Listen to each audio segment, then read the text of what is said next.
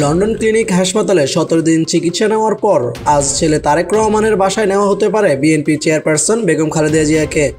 স্থানীয় সময় শুক্রবার রাত ৯টায় তার ছেলের বাসায় নেওয়া হতে পারে বলে জানিয়েছেন বেগম খালেদা জিয়ার ব্যক্তিগত চিকিৎসক ও বিএনপির স্থায়ী কমিটির সদস্য ডাক্তার AZM জাহিদ হাসান। বৃহস্পতিবার রাতে লন্ডনের দ্য লন্ডন ক্লিনিক হাসপাতালের সামনে সাংবাদিকদের এই তথ্য জানান তিনি। ডাক্তার জাহিদ হাসান বলেন, চিকিৎসকরা যদি ওনাকে ছুটি দেয়, কারণ ওই কিছু কিছু রিপোর্টের জন্য আজকেও একজন চিকিৎসক দেখে ওনাকে কিছু পরীক্ষা করার জন্য দিয়েছেন। সেই পরীক্ষাগুলো আমরা কালকে করাবো। উনি দিয়েছেন বিকেলের সন্ধ্যার দিকে এসে, সেগুলো করাবো।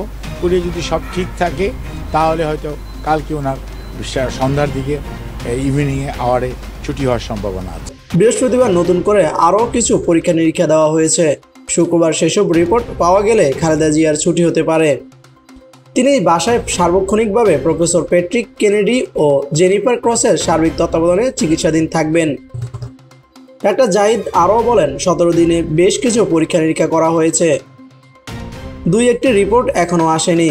কয়েকটি পরীক্ষা এখানেও হয় না, সেগুলো বাইরে থেকে করাতে হয়। খালেদা জিয়া শারীরিকভাবে আগের চেয়ে অনেকটা বেটার আছেন।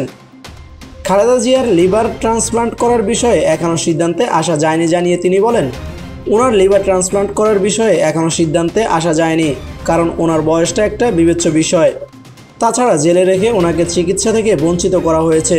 তখন ওনাকে বিদেশে নিয়ে আসা গেলে আরও হয়তো দ্রুত সুস্থ করা যেত। এখন আমাদের চিকিৎসকদের বক্তব্য হচ্ছে, আগে হলে হয়তো ওনার লিভার ট্রান্সপ্লান্ট করা যেত।